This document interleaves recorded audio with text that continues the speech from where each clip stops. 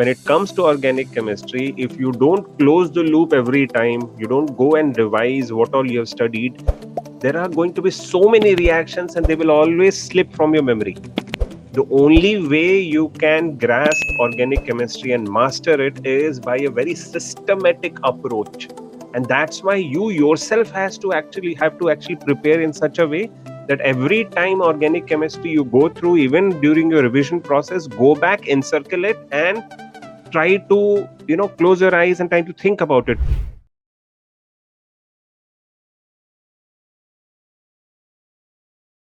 Okay, so in the chemical properties, which deals with all the type of chemical reactions, we have completed the addition reactions, correct? Electrophilic addition reactions as well as nucleophilic addition reactions. I hope you remember on what basis nucleophilic reaction takes place. Yes, for nucleophilic reaction to take place, we have to have somebody who can create a what electron deficient site in the alkyne. Yes or no? If electron deficient site gets created, then only a nucleophile can get added to it. That is something which has been happening in all the above cases. Yes, whether it was carbonylation or it was formation of leucite gas which Hitler used. I hope you remember that, correct? Or addition of alcohols using electron deficient BF3 in the presence of heavy metal oxide. What is that? Mercuric oxide, GO. Yes. So on and so forth. So we saw all these cases. Now we are moving on to the next part, which is oxidation reaction. Yes. In the oxidation reactions, one thing which you must have seen almost everywhere was that in oxidation reactions, there's always CO2 and H2O which is given off if the combustion is happening in the presence of sufficient amount of oxygen. If it is happening in the presence of limited amount of oxygen, then carbon monoxide along with water, or sometimes even black soot in the form of carbon along with water will be produced. Good. So this is what happens with alkanes. With alkynes, what will happen? CnH2n plus 2, 3n plus 1. I hope you remember this. Let me revise that. If we take CnH2n plus 2, let me make it smaller. I think that will be easier on our eyes.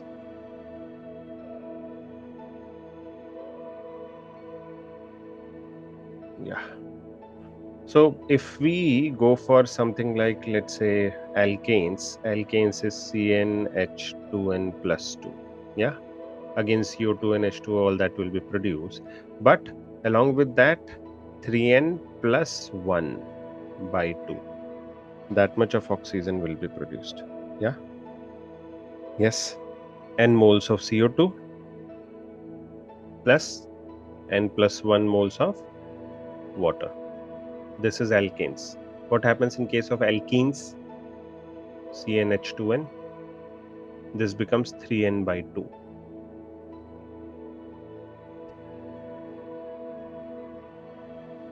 Is that clear? Yeah. And that produces n moles of CO2 and n moles of water. Good. And this is in case of alkynes, 3n minus 1 by 2.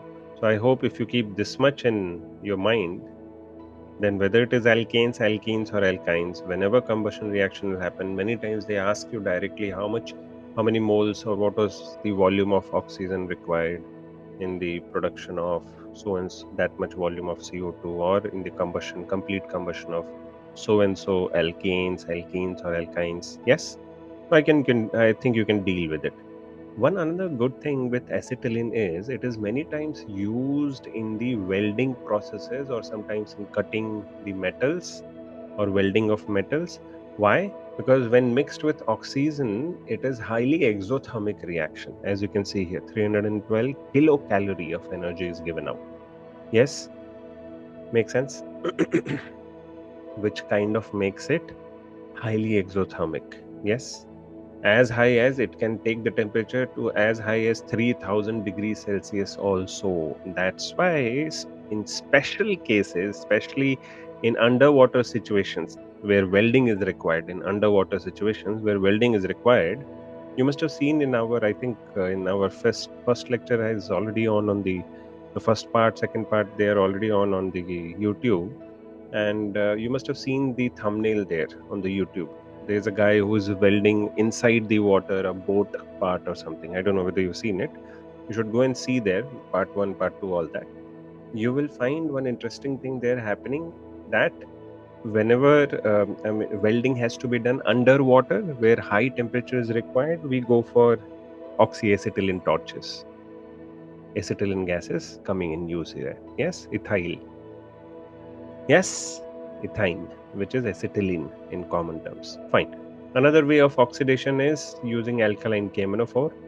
Yes, when you go for that, for every bond being broken, one oxygen gets added to each carbon. So one oxygen here, one oxygen here, another oxygen here, another oxygen here. Ultimately, what you get is oxalic acid, which is found in tomatoes. Yes.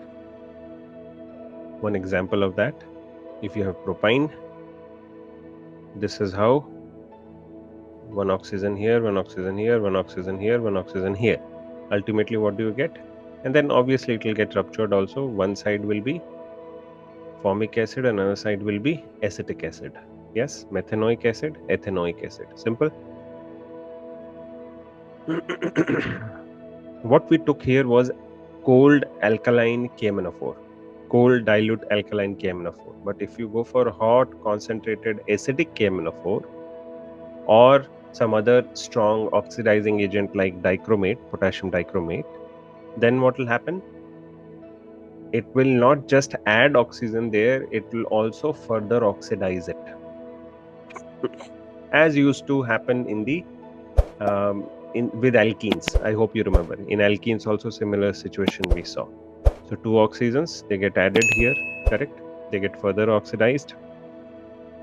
When they get further, basically you break them and oxidize them further. When you oxidize them further, both of them will turn into carboxylic acid. Good? Are we good? If you take ethine, each of them becomes a glyoxal. Yes, CHO is glyoxal, correct? Then this bond will break and they will get further oxidized, each of them giving formic acid. So 2 moles of formic acid, you get it. Yes or no? Nice. Makes sense? Okay. Next is similarly, if you take propine, one side will be formic acid, another side will be acetic acid. Are we good? Yes, exactly similar thing used to happen there in case of alkenes also we saw. Correct? Okay, fine. This type of question you can expect. An alkyne on oxidation with acidic KMnO₄. They need not write the full form of hot, concentrated, acidic KMnO₄. They'll just write acidic KMnO₄. You have to understand that is what is going to happen. Yes. So only acetic acid is obtained. What is given alkyne? Which alkyne should we take so that only acetic acid will be formed?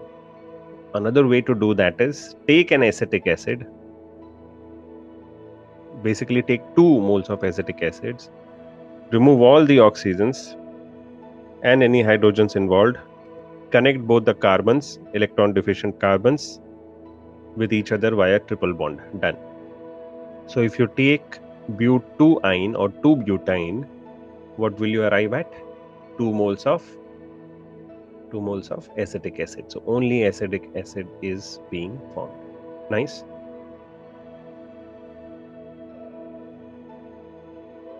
I hope it makes sense.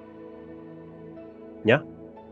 Now, similarly, oxidation can also take place in the presence of selenium dioxide also. So when you use selenium dioxide, what does it do? It causes an alkyne, causes a dicarbonyl being added at both the carbons.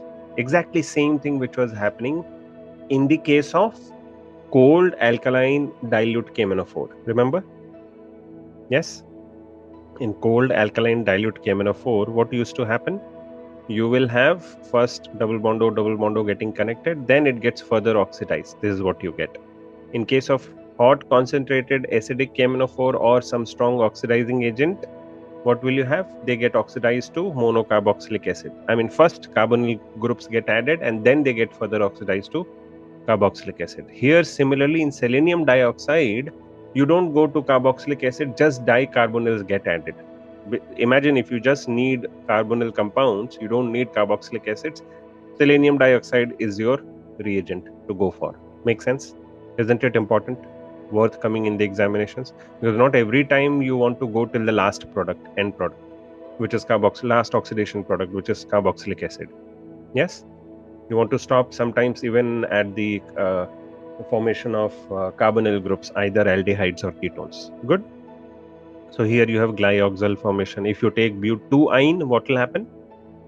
And you add SeO2, obviously it has 2 oxygens, so 2 moles of nascent oxygen. Whenever oxygen you write down in a bracket, it is like nascent oxygen. When they will get added, yes, the triple bond will break, one oxygen will join, another bond will break, pi bond will break, another oxygen will join, finally double bond O.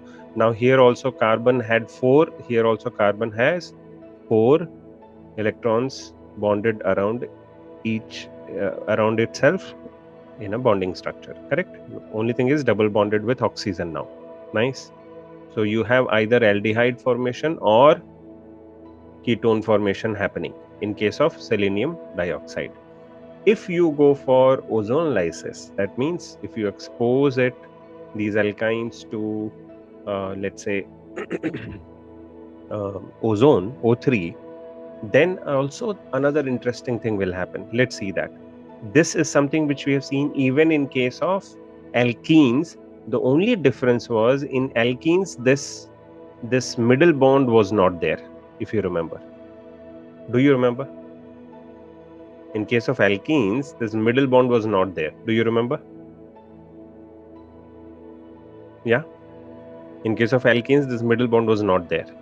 But in case of alkynes, this middle bond will also be there. So let me remove that. Yes.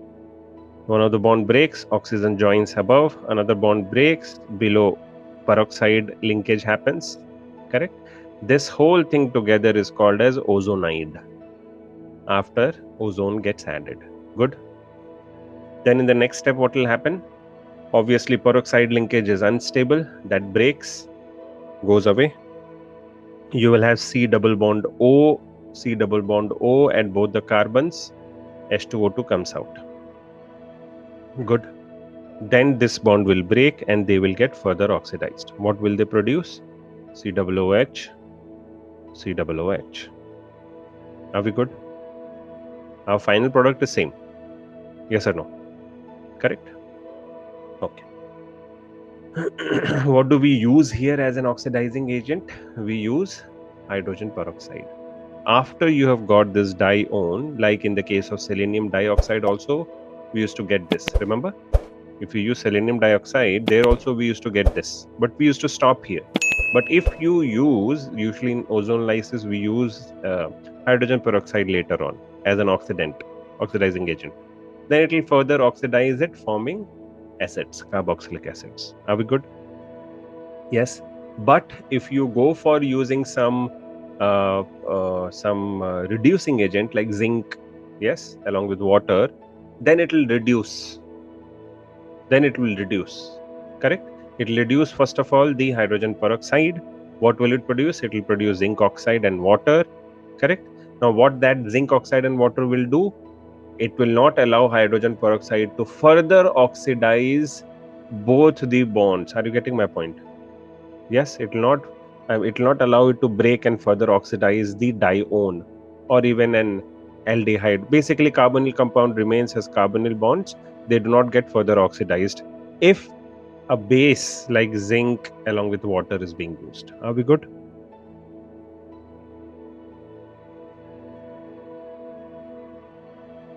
It is that zinc which kind of stops the oxidizing action of the hydrogen peroxide. Yeah.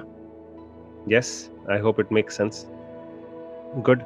One very simple and striking example is right here in front of you. Let's see that. What do we have here? Propine oxidized. After that, exposed to water, hydrolysis happens. What will it produce? One of the oxygen comes out from here. I mean, when first of all, ozonide will form. Ozonide has 3 oxygens. Did you observe that? Ozonide has 3 oxygens. Later on, only 2 remain. So one of the oxygen which is given off combines with water to form hydrogen peroxide. Isn't it? Yes, that is what happened, formed hydrogen peroxide. Now, because of the exposure with hydrogen peroxide, they get further oxidized to, they basically, this bond breaks, this part will get further oxidized to what? Formic acid, and this part will get further oxidized to acetic acid. Are we good? Methanoic acid and ethanoic acid, respectively. Good? Make sense? Yes.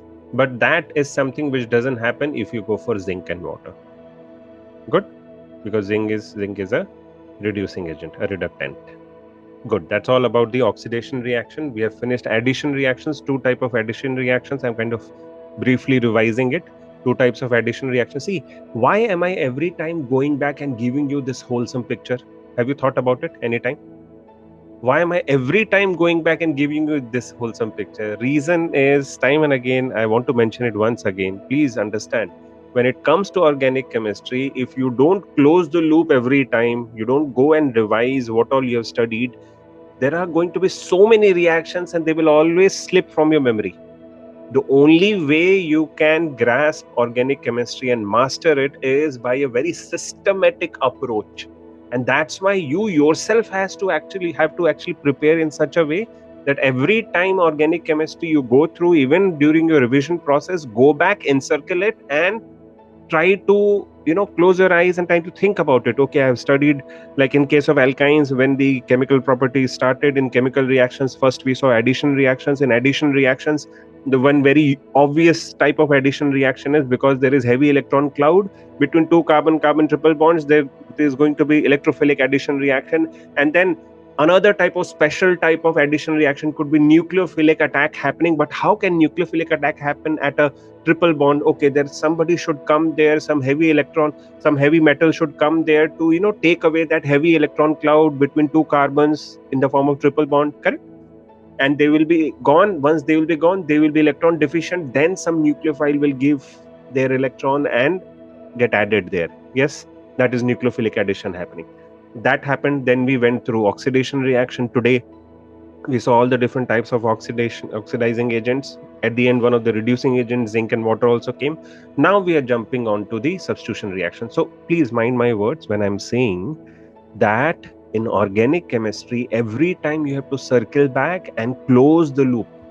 Don't just keep going through it unless until you put your own effort to bring down everything under your purview in your memory. And for that, every time you'll have to jump back and think of, okay, in this chapter I've studied this, and then go into the details. Okay, in this, what all we studied, in oxidation, what all I studied, in addition reactions, what all I study, what all I have gone through. This is how you keep yourself in touch with the subject matter. Otherwise, it is highly sublimable, I would say. Most sublime section of chemistry is organic chemistry. So many things come to you, but all of them will get vaporized.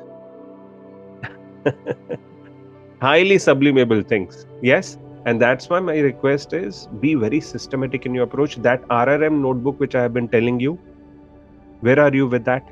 That reactions, reagents, and mechanism notebook. Keep transferring all these important things there in your own language. Yes. What are the 6-7 important things what I told there? The reactants, yes, or the substrates. First of all, reactants or substrates, you can call it. Your reagent, yes. Any conditions, external conditions required, some solutions or some heat or some acidic conditions, this, that, yes. What else?